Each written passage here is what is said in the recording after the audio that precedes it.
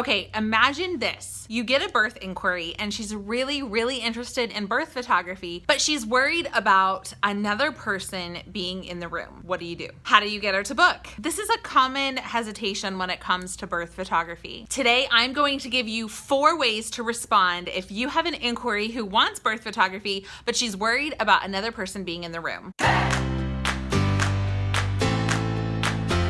Did I say photography?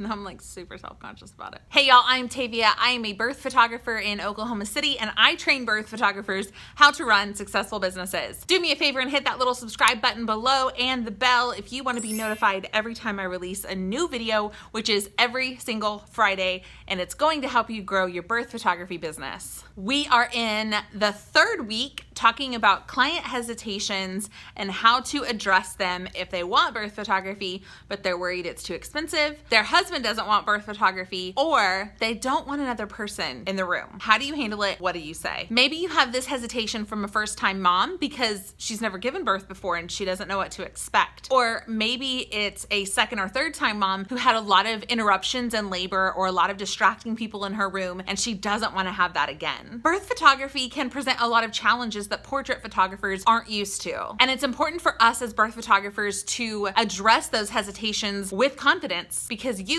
are the expert. You can ease her mind by helping her understand the process and how it all works. So what do you do if a mom wants birth photography, but she doesn't want another person in the room? Just like we have in the last 2 videos, let's look at what is she really saying with this question. She's saying that she's worried a stranger is going to interrupt her special day or be in the way. So the first thing I want you to say to her is, I am a fly on the wall. What does it mean when I say that? It means I don't speak unless spoken to. It means I hang back and I capture emotion. I use a long lens, like an 85mm a lot of times, and I'm on the other side of the room to try to catch those in-between moments. So it's important to explain that to her ahead of time. It's important that she understands that your goal is to remain unseen and unheard. If she knows that that is the goal that you have, it might ease her mind a little bit about having another person in the room. So the first thing I want you to tell her is, my goal is to be a fly on the wall and capture emotion and things as they happen without being in the way. The second thing is you can give her the option to step out during delivery. And I know that that sounds kind of crazy, but a lot of times it will ease mom's mind into hiring a birth photographer. And then at the last minute, they'll change their mind and decide that they want you in there during delivery. But I've had clients that hire me for labor photos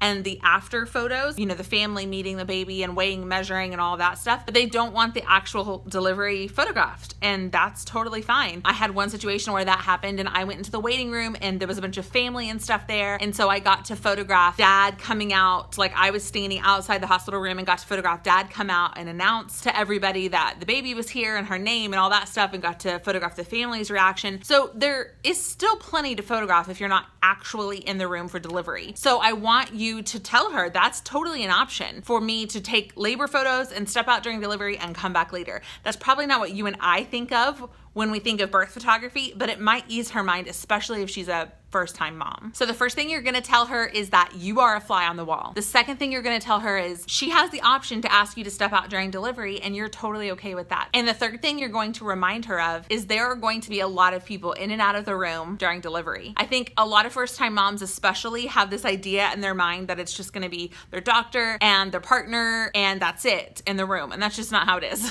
There's usually a nurse for the baby. There's usually a nurse for the mom, plus the doctor, sometimes an additional 4th nurse in the room. So I always tell moms, if they're hesitating, like with the extra person being in the room being me, there's going to be strangers in the room. There's going to be nurses that you've never met, and I will be a familiar face. So not to discourage them, but just to let them know the reality of the situation is there are probably going to be other people in the room that they don't know. And what a lot of my clients have told me in the past is that they didn't even notice I was there. Whenever I got there, they didn't know that I had arrived. And some of them looked up and saw me for the first time after delivery. They didn't even know I was there, or I got lost in the nurses and their minds and they forgot I was there. So that's super, super common. So I would just relay that information to your potential client and let them know there are going to be other people in the room that you haven't met. So just consider that. Okay. So the fourth thing I want you to tell the mom, if she wants birth photography, but she's worried about somebody else being in the room, is that you'll get to know each other. You won't be a stranger for long. Right now to your potential client, you feel like a stranger. She's never met you and she's imagining what it's it's gonna be like to have a stranger. I would just reassure her, you're gonna have at least one, if not two, birth consultations. You're gonna get to know her before she delivers, and you won't be a stranger for long. Another idea is to do a maternity session. If you guys do a maternity session together, she's at least gonna meet you 1 or 2 additional times before birth. And so that's another opportunity to, 1, upsell her a little bit, and 2, have that chance, just like a wedding photographer with an engagement session. It's the same thing with us with birth photography and a maternity session. If you offer her a maternity session, you guys can get to know each other a little bit better before the birth to hopefully make her more comfortable. Okay, so those are the 4 things to say to moms if they are unsure if they want birth photography because they don't want another person in the room. If you like this video, make sure and click that like button below and hit subscribe so you're notified every single time I release a new video. And here's a reminder, if you love birth photography, there's a reason, because you were meant to be a birth photographer.